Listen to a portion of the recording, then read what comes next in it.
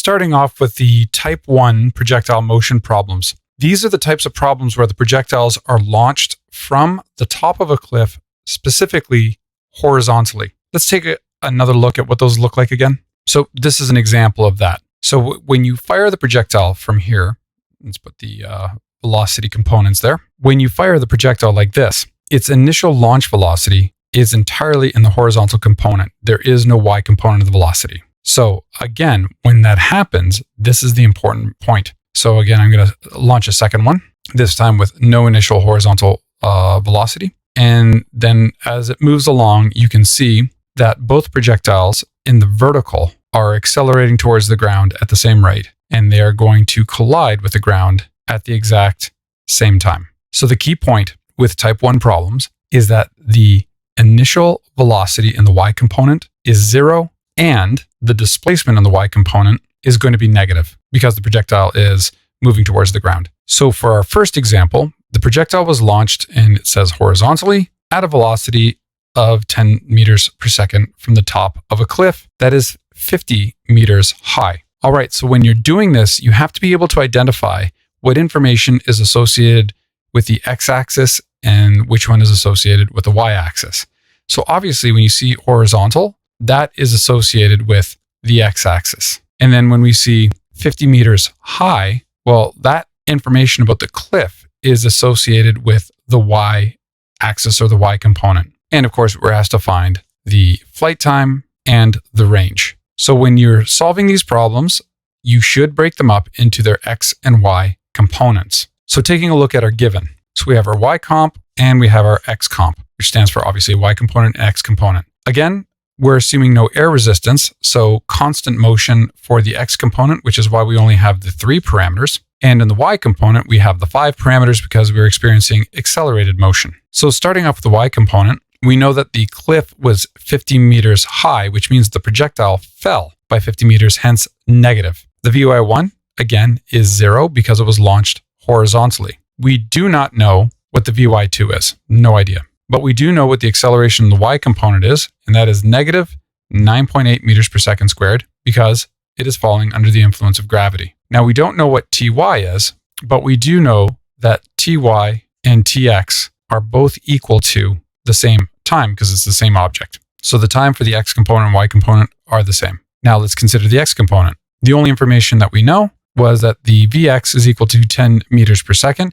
Now it said velocity, but it didn't tell us which way, so I'm just assuming it's in the positive direction. And of course, dx is unknown. So ultimately, there are 3 things that are unknown. We don't know the Vy2, we don't know the times, we just know that the time is the same for both the x and the y component, and we don't know what the range or the dx is. What we're asked to find in the question, however, is the flight time and the range. All right, so decision-making time. So we know that the flight time is associated with both the x and the y axis. So you can use either one to solve for the time, but you have to have sufficient amount of information. So the issue with the x-axis, it is constant motion, but in order for us to be able to solve it, we need to have 2 of the 3 parameters known. Unfortunately, we only have 1 that is known, and that is the velocity in the x-axis. So that's not going to work. In the y-axis, it's accelerated motion, and we need to know 3 out of the 5 in order to be able to solve this. And we have 3 out of the 5. So we have enough information in the y-axis to solve for every unknown. In this particular question, we were not asked anything about Vy2, so we can exclude Vy2. This means that in order to solve for the time, we need an equation that involves d, v1, a, and t. And of course, that is our equation number 2 from our list, which is d is equal to v1t plus 1/2 at squared. Now, note, since we're working with the y component, you need to put in the subscript y. And that's very important because we need to be able to distinguish it from the x component. Now, one of the nice things that happens in this particular question is that the Vy1 term, the Vy1t term, I should say, reduces down to 0. And that's because the Vy1 is equal to 0. And that is a beautiful convenience because that takes it from being a quadratic equation where we would have to use the quadratic formula to solve to something that is actually much more simple. So we don't have to worry about doing more complex math. And now we have dy is equal to 1/2 ayt squared. Now, I've replaced ty with t because it is the same for both the x and the y component. Of course, I would like you to solve all of these things algebraically. So we're going to isolate for time. And then when we isolate for time, we get time is equal to the square root of 2 dy over ay. And once again, this is the reason why it's very important that you get the directions correct, because you cannot take the square root of a negative number. So if you neglect one of the two negative signs, you're going to have a problem algebraically. So that's why it's important that we have negative in front of the 50 because it is going down, and acceleration due to gravity is also negative because it is going down. So this reduces down to 100 over 9.8. Now, the reason why I did this particular thing is that because this form is a little bit more obvious where this form is not. This is the form that my calculator gives me when I put it in. And that's supposedly the lowest unrounded form. But coming up with this particular number by hand would require a little bit more work, which means that I would, if my calculator doesn't produce this particular value, I would simply just work with that number right there. It's the same thing. Now, the advantage of doing it this way, by working with these specific numbers, is that for the next calculation, you don't get the bad rounding. Now, the rounded version for this would be 3.194 seconds. And 4 sig figs is important because the information was given to us as 4 sig figs. So the final answer should be expressed to 4 sig figs when you do round it. Okay, so that is our flight time. Now, we're going to need this value here for the next part. So to find dx, there's only one equation. And let's try not to, let's clean that up a little bit. I write like a gorilla with a broken arm. Okay, so that's a little bit better. So to find our dx, it's going to be vx times t. Okay, so now notice what I did is I substituted this value in for my t value as opposed to the 3.194 seconds. I could have also substituted in the square root of 100 over 9.8. The advantage of this is that we actually reduce the amount of potential error. So when we take a look at this, now I'm still giving this version and this version an amber check mark only because I could have still technically have made some type of calculator mistake in here or put in the wrong number. So this is more of like a caution. However, this answer here definitely has more error. And the reason why this one has more error than the one above is because of rounding. What our ultimate goal is we're trying to use the highest quality values for our calculations. So that's why it's best practices to focus on using these better quality numbers instead of this. Now, of course, when it comes time to an assessment, like an exam situation, then it becomes a judgment call because you do have to weigh the amount of time versus the quality. So there'll be times when time is of the essence and you don't necessarily have time to really fuss with these types of values. Sometimes you have to just use the rounded value. Otherwise, it just makes it more time intensive. So it is really a balancing act. But if you got the time, it's best to use these. And often using these will result in rewards such as things canceling out in a very, very effective way. All right, so once we substitute those values in, since there are no other future calculations, we can just give the decimal value, which is 31.94 meters. So that one's reasonably straightforward. Okay, so let's take a look at question B. So a projectile was launched horizontally at 50 meters per second. Okay, so again, when we see that, we know that that is an x-axis thing. Okay, so it's launched from a cliff. Now it takes 6 seconds. Now this 6 seconds is time, and that belongs to both x and the y component. So it takes 6 seconds to land. So we're asked to find the range and the height of the cliff. Okay, so now if we're looking for the range, that's an x-axis thing or an x component thing, I suppose. If we're looking for the height, that's a y component thing. So now focusing on our givens. Now our height is associated with our dy. So I'm using the letter h to represent the height for very obvious reasons.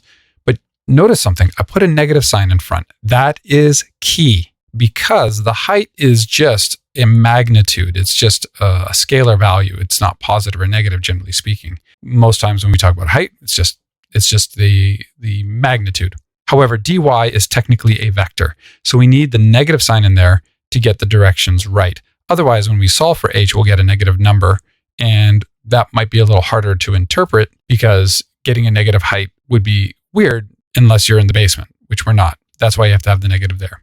Of course, the Vy1 is 0 meters per second because it's launched horizontally. The Vy2 is unknown. The acceleration in the y component is, of course, negative 9.8 meters per second squared. And the time for the y is 6 seconds. And that is also the time in the x. We also know the horizontal component of the velocity. We're assuming it's to the right or in the positive direction, makes it positive 50.0 meters per second. So ultimately, the final answer will be 4 sig figs. So we're looking for the range, which is the dx, and we're looking for the height, which is the dy. Well, if you take a look at both the x and y components, we actually already have enough information in both sides to solve this. We have 2 out of the 3 for the x component, and we have 3 out of the 5 for the y component. So we're golden, so we can just start straight away. All right, so focusing on our range, the dx is equal to vx times tx. Do not forget your subscripts, please. It's just positive 50 times 6, and that gives us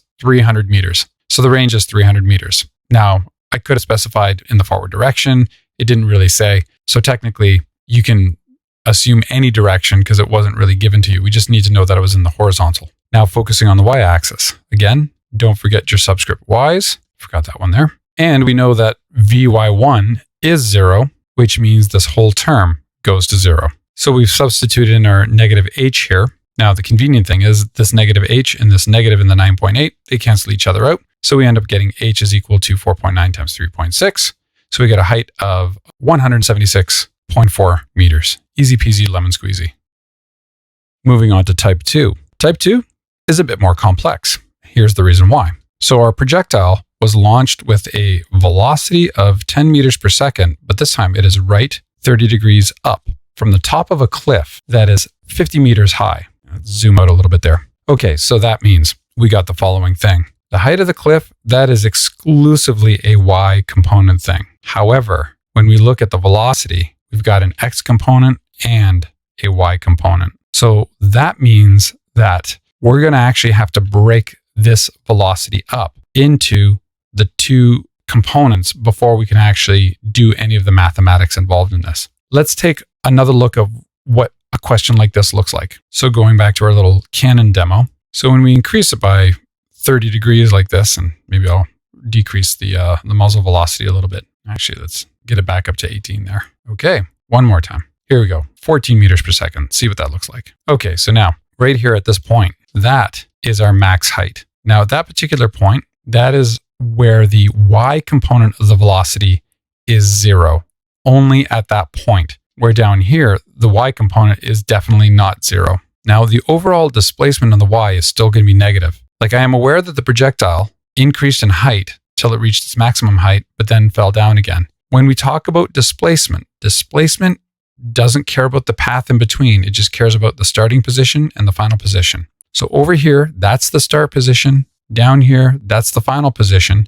So in the y axis or the y component's concerned, that is negative. It went down from our initial to our final. The resultant change in our displacement of the y component was negative. And along the x-axis, of course, it was positive the entire time. So let's focus on the solution here. So what I've done is in the given section, I've only written the actual given information that's specific to the x and y components in there. So I still have broken it up into x and y component, but the V1, this initial, I have it down below here because it doesn't belong to the x or the y. It belongs to both. So we actually have to extract that, but we have to do that in the solution section. So what we know in the given section that is specifically x and that's specifically y are the following things. We know that the displacement in the y is going to be negative 50, and that's because the cliff had a height of 50 and the projectile went down.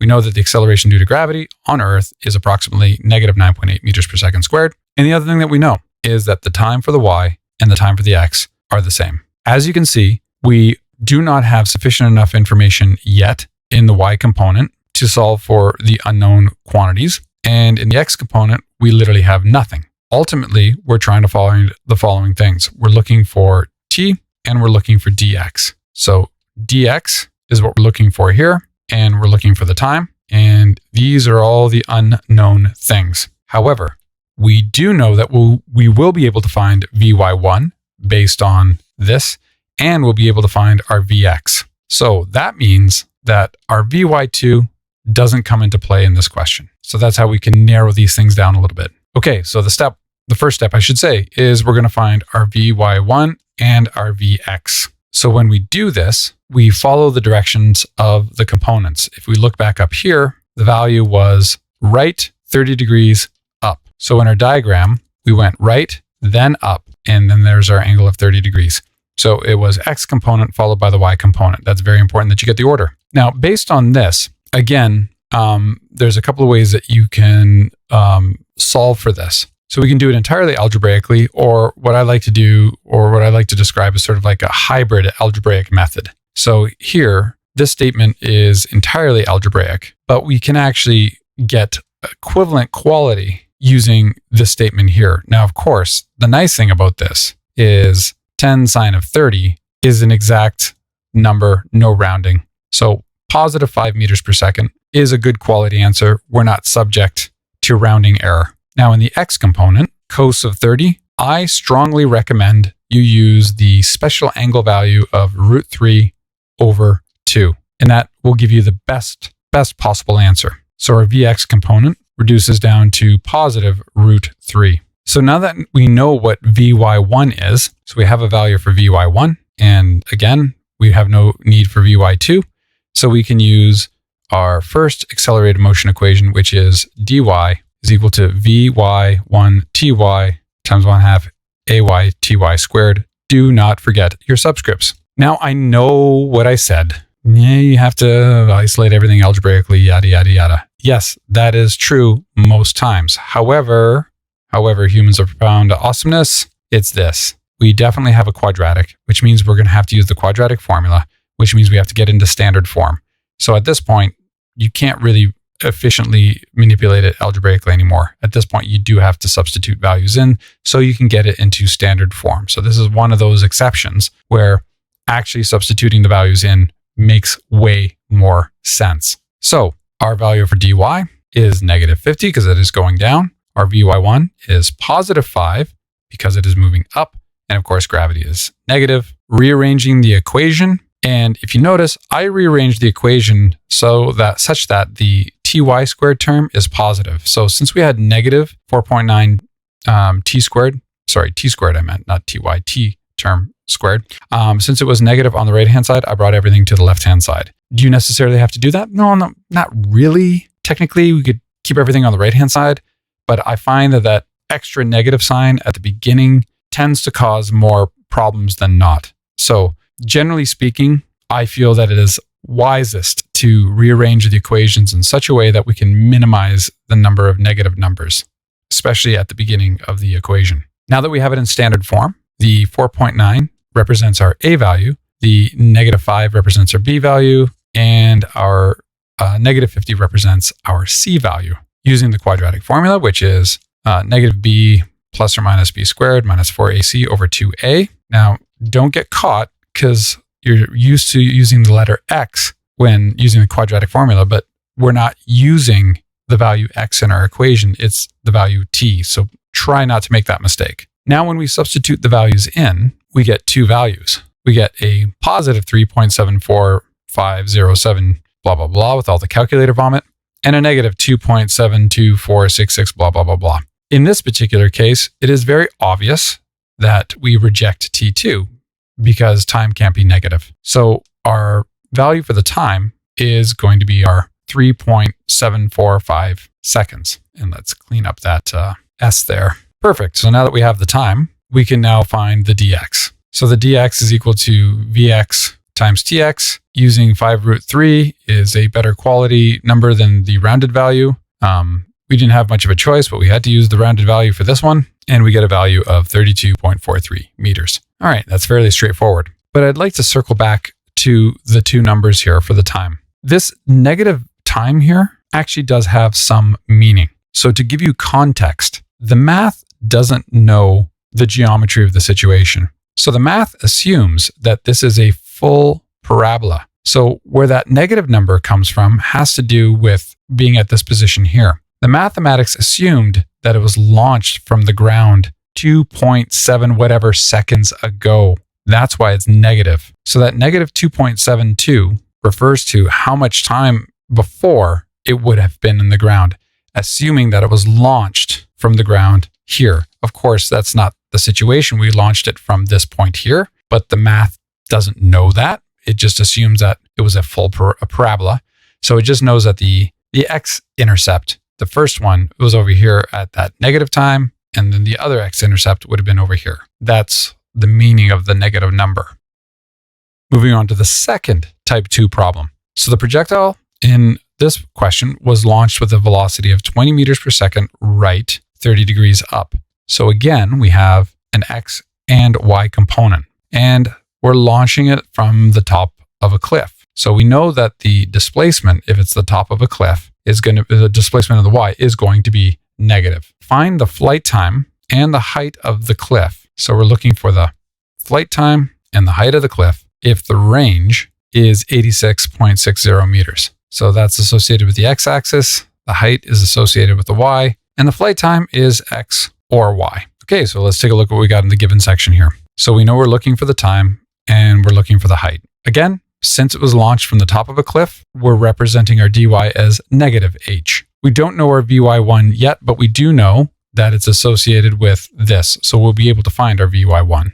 So that will be a known value. Our vy2, no idea. We know what our acceleration is in the y. That's negative 9.8. We don't know what the time is, but we do know that it's the same for the x-axis. And on the x-axis, x component, I should say, we do know the range. Should probably put a unit in there. And our vx, we will eventually know because that is associated with our v1. Now, this actually helps us with our plan of attack. And the reason why, because we can figure out what we need to figure out first. Now, it does say time and height, but when you look at this, we will know 2 out of the 3, which means that we will be able to find that. However, here, we only have 2 out of the 5. So we can't start with the y component. We have to start with the x component because we'll need the value for the time to be able to solve for the value for the height. Having a well-organized given section really does help inform you of the pathway to solve the problem. So once again, we're going to break up our v1 into the x and y components, and the direction was right 30 degrees up. So that's why we went with the x component followed by the y. You always have to look at it. It goes, you follow what the letters are. R means that's an x component thing. U for up is a y component thing. So when you draw your diagram, it's going to be x, y. So your x vector followed by your y vector. If it was up, then right, you would go up first, then towards the right. This is one of the more common errors that students make. Okay, so labeling the magnitude. So we know that it's 20 and that is 30 degrees. I'm not carrying all the sig figs. We just know that the final answer should have 4 sig figs. Okay, so finding the Vx. Vx is equal to V1 cos theta 1 r, or 20 cos of 30. I prefer this version here, root 3 over 2 that is, and then it reduces down to positive 10 root 3 meters per second. The positive meaning it is to the right. And then doing the same thing with the y component, which is V1 sine theta 1 up, substituting in, we got 20 sine of 30.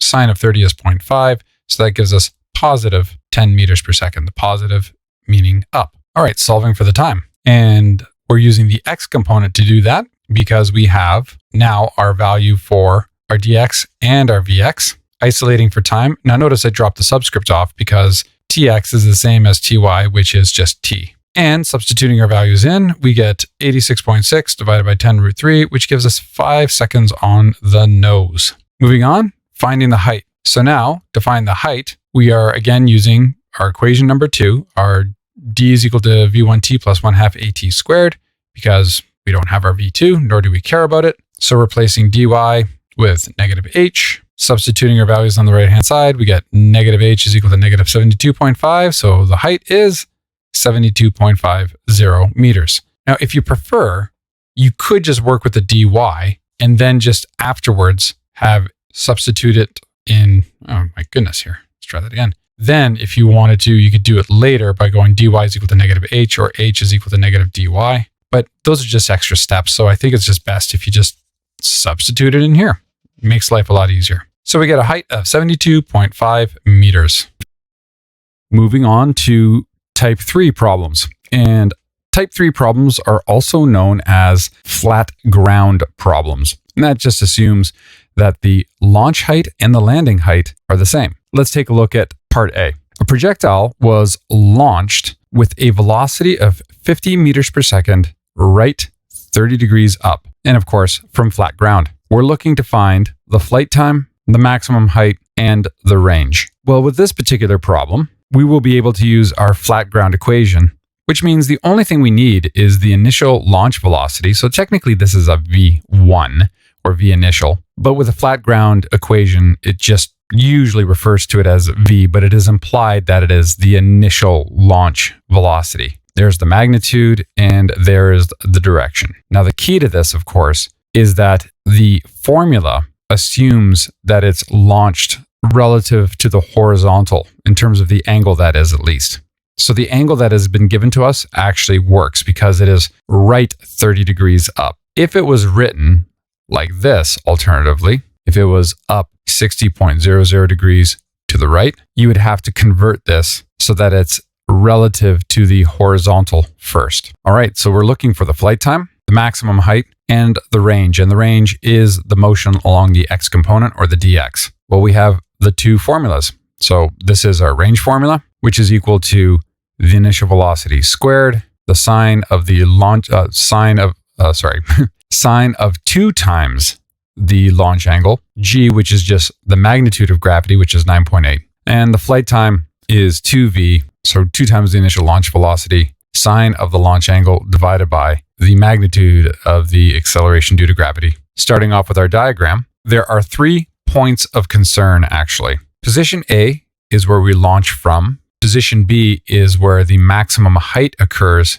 and position C is where we land. Important concept is the initial height, or the dya, is 0 meters. Now, the position in the y-axis at position C, which would be dyc technically, would also be 0 meters. dyb, of course, the y referring to the y-axis and b referring to position B, is where our maximum height occurs. The key thing to know about this is that maximum height, our y component of our velocity, is also 0, because when we reach our maximum height, it stops rising in the vertical, which means for a brief moment, it's at rest with respect to the vertical. However, the Vx continues on. So the motion in the x component does not vary. Of course, we're assuming no air resistance, which in a real life situation is a silly thing to ignore. But for the sake of making the mathematics more reasonable, we ignore air resistance at the grade 12 level. And the final thing that is important to note is that the time to reach position B is equal to exactly half the full flight time. Okay, so simple as this. To find the flight time, we just literally use the formula. Flight time is equal to 2v sine theta over g. Substituting in, it's the magnitude of v, which is 50, angle of 30, divided by 9.8. So 50 divided by 9.8 is 5.102. Nothing terribly challenging about that. And of course, next to find the range, we put everything into our range formula. dx is equal to v squared sine 2 theta. Substituting in, magnitude of the velocity, launch velocity, is 50, sine of 2 times 30 degrees. And make sure you have your brackets there divided by 9.8. And that gives us a range of 220.9 meters. And again, with flat ground, if you have the opportunity to use the range equation and the flight time equation, it can be really, really simple. To find the maximum height, however, requires a little bit more analysis. And let's improve the writing there so it's a little bit more clear. So H max refers to the maximum height. And we're going to go from position A to position B. So the displacement in the y. And remember, dy is really delta dy. The only reason why we drop the delta is out of laziness. And same with the time. So our displacement in the y is equal to our final position minus our initial position, which is our h max minus 0. Now our vy1, our initial velocity in the y component at position A, so that would be the velocity in the y component there, is currently unknown. We could find it because we know the initial velocity, i.e., this is our initial velocity v here, So we would call this VA just for clarity's sake. This here would be our VAX, and this here would be our VAY. Or actually, let's be like this, VYA, VYX. Oops, VYX, good gravy, or VXA. Now, if you prefer, you could also do VAY and VAX. So it depends on how you do the notation. You know what? And come to think about it, that's how I normally would do it. So let's actually get that consistent. Okay, and that would be theta A in there. And our VAY would be VA sine theta A, and this would be VA cos theta A. So we could find that, but the good news is we don't need to do that. And the reason why we don't need to do that is because we know at the top, the VY component, the VY2, or the VBY in this case, is equal to 0 meters per second. We have our AY, which is negative 9.8, and the time to reach that position is half our flight time, which is 1/2 50 divided by 9.8, which of course is the faster way to do it. However, we could have used this VA sine theta A and used this value. So you do have a choice, but using half the flight time is the faster way to do it. So we're using the rare formula, number 3 on our kinematics list, which is dy is equal to vy2t minus 1/2 ayt squared. The beauty about this is it cancels out that first term on the right-hand side because our vy2 is 0. So we are then left with h max is equal to negative 1/2 times negative 9.8 times 25 divided by 9.8 squared. Now, you're probably wondering, well, maybe you're wondering, where to get the 25 from? Well, 50 divided by 2 is 25. And after we do some interim math, we get a maximum height of 31.89 meters. So this type of flat ground problem is fairly straightforward. The second one is a little bit more involved. With our second projectile flat ground / type 3 problem, we have a projectile launched at an unknown velocity. Since it's launched at an unknown velocity, using our type 3 equations are going to be a problem because we don't know the initial velocity. So we need another approach. So this projectile is launched at some unknown velocity, but lands 35 meters away in 3.50 seconds. Okay, so first of all, that 35.30 meters, that represents the range. So that is our dx. The 3.530 seconds, that represents the flight time. And that is applicable both to the x and the y-axis. And that's because we're talking about the same object. So the flight time is the same for both. So we are looking to find the horizontal velocity, and that is our Vx, the maximum height, h max, and the initial vertical velocity, that makes the Vy1, and the key thing, the launch velocity, which is our initial V1. That includes both the x and y component of the motion. That's important to understand that. So in order to find this, we will also need our Vx. Now, I didn't put a Vx subscript 1, and the reason why I didn't do that is because we're assuming the x component is constant motion. And we can do that because we are in physics la-la land where we're pretending that there's no air resistance. Of course, that's a complete lie, but for the math, it just makes it a little bit easier. Okay, so let's take a look. To find the Vx, well, let's see. We have enough information because, again, the x component is constant motion, so we only need 2 out of the 3. So we have the dx and the time. Okay, awesome. But the issue, of course, is with the y component, and at the moment, it appears that we only have 2 things that are given. So we're going to have to narrow this down a little bit because right now, just in the given, we have 2 out of the 5. We'll need a third, and we'll figure that out in a moment. Okay, cool.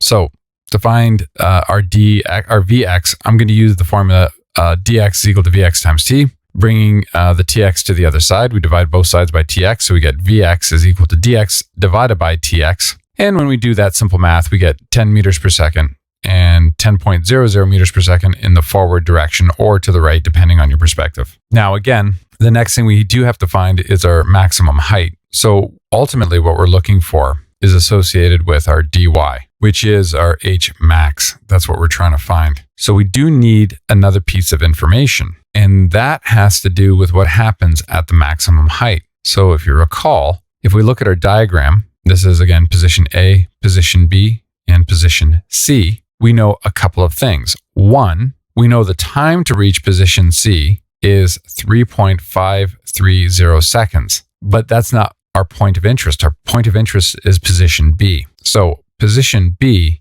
is half the time it takes to get to position C. And that is always true. Maximum height always occurs halfway through the flight with flat ground problems. And the other key thing is the y component of the velocity is 0 when we reach the maximum height. Now, I did something goofy here. This is incorrect. Let me clean that up a little bit.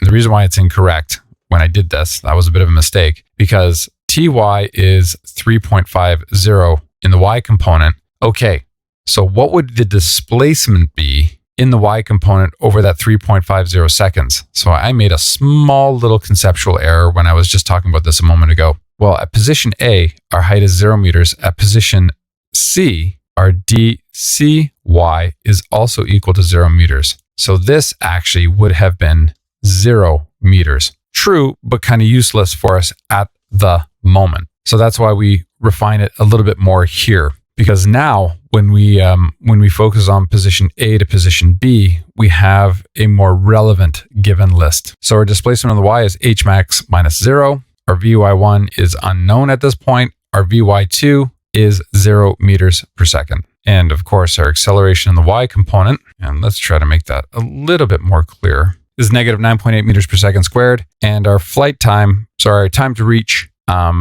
position B is half the flight time, which is 3.53 divided by 2. Okay, so once again, we're using equation 3 of our kinematics list, which we don't usually use. And when we plug that all in, we get a max height of 15.26 meters. Next, to find our vy1, which is really our velocity at position A in the y component. So our vy1 is our VAY.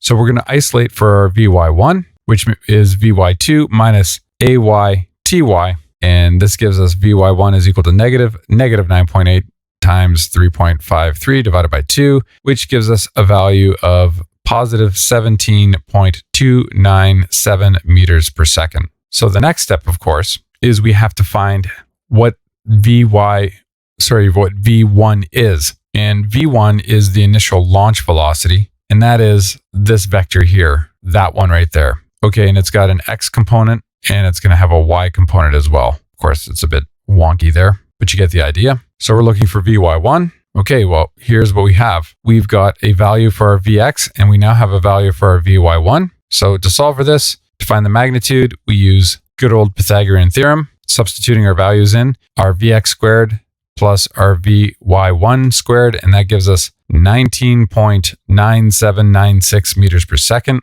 We will find our angle theta, put those subscript 1s in there, using tangent, which is the magnitude of Vy1 divided by the magnitude of Vx. Isolating for theta 1 using tan inverse or arctan, and we get an angle of 59.966 degrees, which gives us a V1 of 19.98 meters per second right, 59.97 degrees up.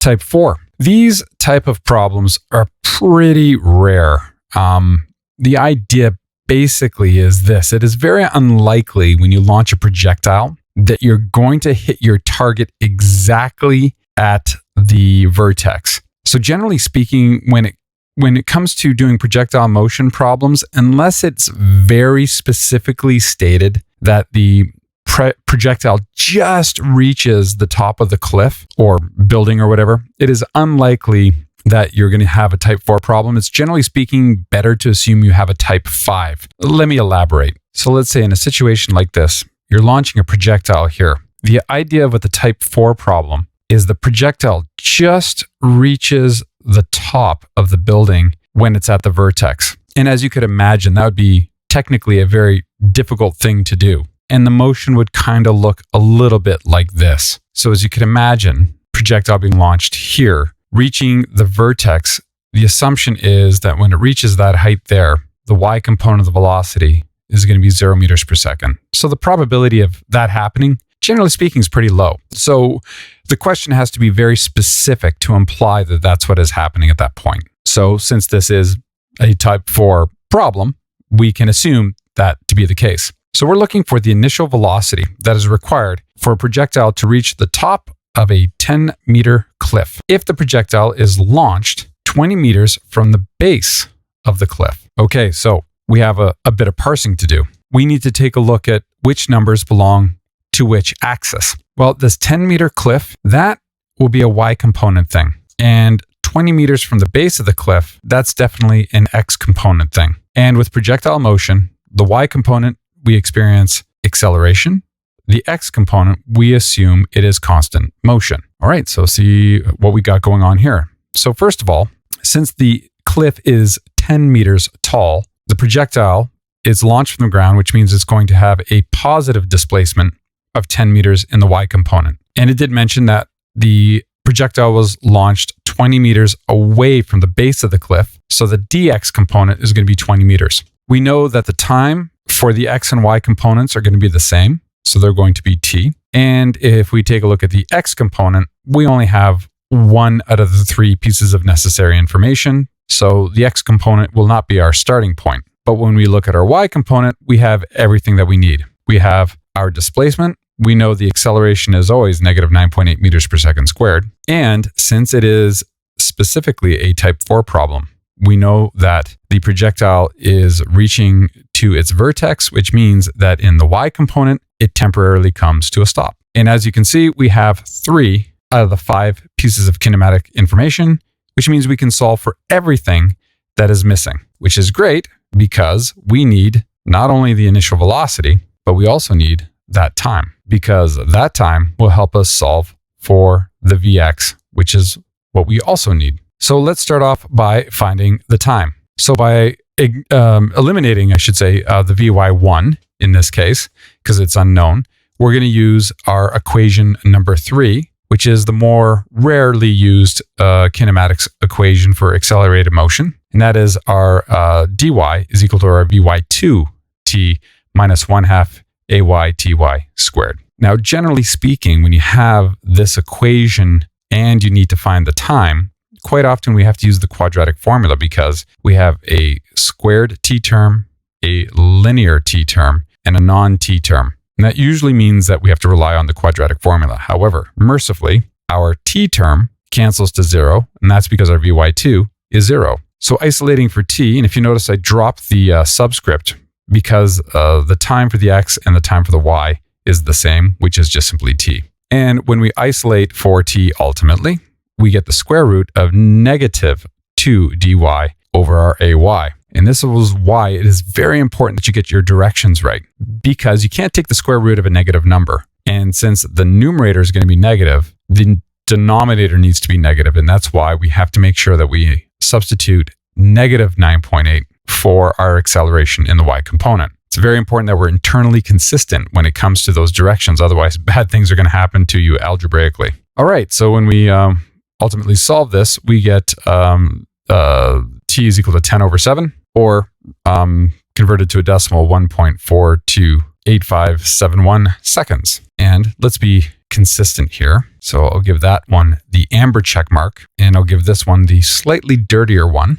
And the reason being, of course, is because converting it to a decimal value introduces more potential error. And we should probably put the units seconds there. All right, so now that we have the time, we will be able to solve for Vx. And we also, at the same time, will be able to solve for our Vy1. All right, so solving for our Vy1, again, I recommend that we don't use time for it in this case because it was a found value and we do have the potential for error. And it's completely unnecessary because we already have 3 green givens over here, so we don't have to rely on the time. So I would recommend using the formula that does not involve time for acceleration, and that is number 5 on our list, which is v2 squared is equal to v1 squared plus 2ad. Okay, so isolating for our Vy1 squared, and again, doing SAMDEB in reverse. This is our term of concern. So when we bring the 2ay dy term to the other side, it becomes negative. Then we take the square root of both sides, and I flipped the equation around at the same time. Now, it's important to note that technically this will be a plus or minus situation. So it really is all dependent on context. And after substituting everything in, and being very careful as to remember that the acceleration has to be a negative value, we end up getting a Vy1 of being technically plus or minus 14 meters per second. But based on our situation, it will be the positive value because it is being launched upward from the base of a cliff. So our Vy1 is 14.00 meters per second up. Now solving for Vx, that'll be a relatively trivial affair. So dx is equal to Vx times Tx. Isolating for Vx, we get Vx equal to dx over Tx. Substituting in, and lo and behold, we get 14 meters per second. Based on context, that will be 14 meters per second to the right or forward direction if you prefer. Now that we have the x and y components, we can actually solve for the initial velocity now. And again, note, we have the subscript 1 on the y component because the y component is subject to acceleration. So the velocity in the y varies over time. However, in the x component, since we're assuming constant motion, ignoring air resistance and whatnot, we only need one value for the x because it does not vary. Now, to find our Vy1, we know that our V1 as a vector is equal to our Vx plus our Vy1 as a vector. And I probably should have included that vector statement when I did this originally, but sometimes I forget these things. Oh well. So isolating, to find V1, of course, we are going to use Pythagorean theorem, and we're going to use tangent to find our angle. So using Pythagorean theorem, we get 14 root 2, which works out to 19.80 meters per second rounded to 4 sig figs. And it should be abundantly clear that since the magnitude of the x and y component are both 14, we get an angle of 45 degrees. So this works out to 19.80 meters per second, right 45 degrees up.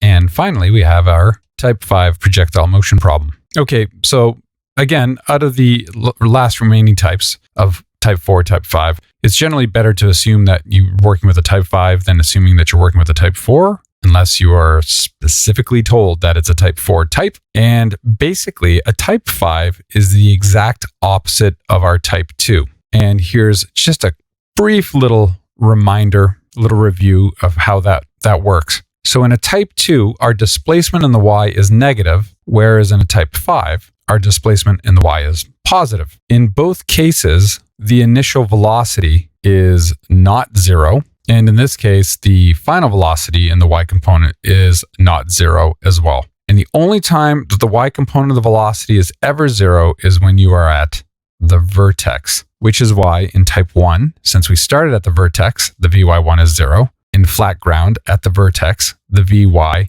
is 0. Type 4, which is basically the opposite of type 1, at the vertex is where we hit our target, and the Vy component of velocity is 0 again. With type 5 problems, however, there's one little tricky thing about them, and it'll be specifically when it comes to solving for the time. And we'll see that in this problem. All right, so time to break it down. So a projectile is launched with an initial velocity of 50 meters per second, right 60 degrees up, and it is located 60 meters from the bottom of a 20-meter tall cliff. All right, so again, we need to sort of identify which axes the information belongs to.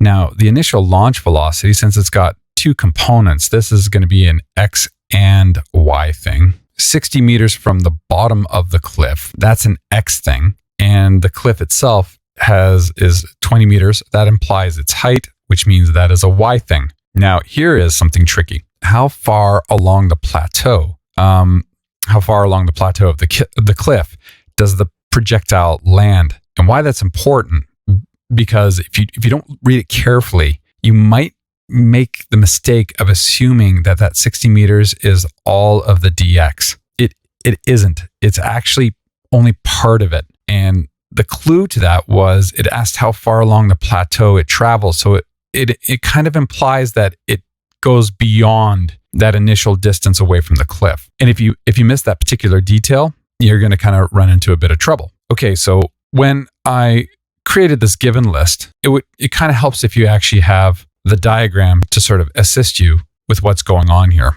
So we know that the projectile is being launched from the base, and the initial velocity is down here somewhere, and that would be our initial launch angle here. So breaking down the given information, in the y component, we definitely know what the dy value is because that is related to the height of the cliff. So that will be the displacement in the y. The acceleration is negative 9.8 meters per second squared. And even though we don't have it yet, we can easily find the y component of the velocity and the x component of the velocity. Now let's clean that up a little bit. And focusing on the dx here, notice what I've done. Part of the path is going to be the 60 meters. That x though, that's really what we're trying to find. That is the distance along the plateau, which is what I have highlighted here. So it's launched 60 meters away from the cliff, and that additional distance, x, is how far along the plateau it is. Hence why in the RTF, we're just looking for the value for the x. Now again, the tx and the ty are just equal to t because they're going to be equal to each other. So in order for us to be able to find the value for our x here, not only are we going to have to find our vx component, which is really easy to do because we have all the information for that, but we also need to find the time. So the first thing we're going to do is we're going to break up our v1 into the x and y components. And fairly easy to do because we have a magnitude of 50, an angle of 60, and those are those special angles. The y component will be associated with sine because it is opposite. The x component will be associated with cosine because it is the adjacent. So our Vx is our V1 cos theta 1. Substituting that in, we get 25 meters per second or 25 meters per second to the right as a vector, which is technically a given, but there is still the potential that we can make an error. And when we find our Vy1 component, same sort of deal. Sine of 60 degrees is root 3 over 2.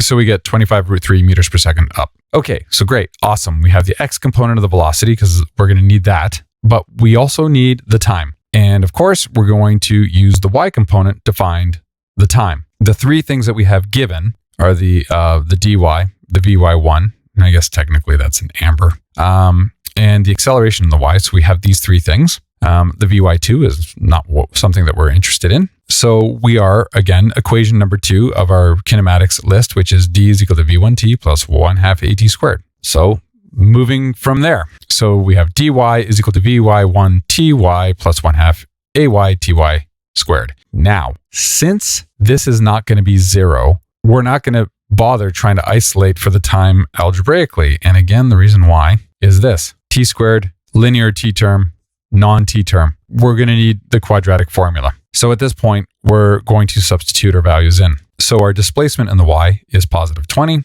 positive 25 root 3 for our Vy1, and our acceleration is negative 9.8. Cleaning things all up a little bit, we get 20 is equal to 25 root 3t minus 4.9 t squared. And my preference is, of course, is that the t squared term is positive, which means I will move everything to the left-hand side. And when I do that, I get my 4.9 t squared term to be positive. The 25 root 3 term becomes negative, and the 20 term stays positive, and that, of course, all equals to 0. So then applying the quadratic formula for this, we get 4.9, negative 25 root 3, and positive 20 as our A, B, and C values respectively. Now, in every other problem that we have done, we always get 2 times. You're going to get a positive time, but every other time we've done it, we would get a negative time. However, in this case, here's the issue. We've got 2 times, and both of those times are positive in this case. Now, the question is, why is it that I have selected this second time over this first one? How do we know to reject this first positive time? Because technically speaking, it is a valid answer. So why do we have 2 valid positive times? How do we know to eliminate it? Well, first of all, let's figure out why we have 2 positive values for time. And to do that, we have to go back to the diagram. And this explains it. The displacement in the y is positive 20. Well, positive 20 happens twice. We reach a height of positive 20 on the way up, and we reach a height of 20 again back on the way down. So what we actually have are the time to reach 20 on the way up, which was the shorter value, that 0.4, and the 8 point whatever it was the time to reach this point here. Zooming out a bit, we can see those 2 numbers now. So there is actually something very, very useful about having those two roots, because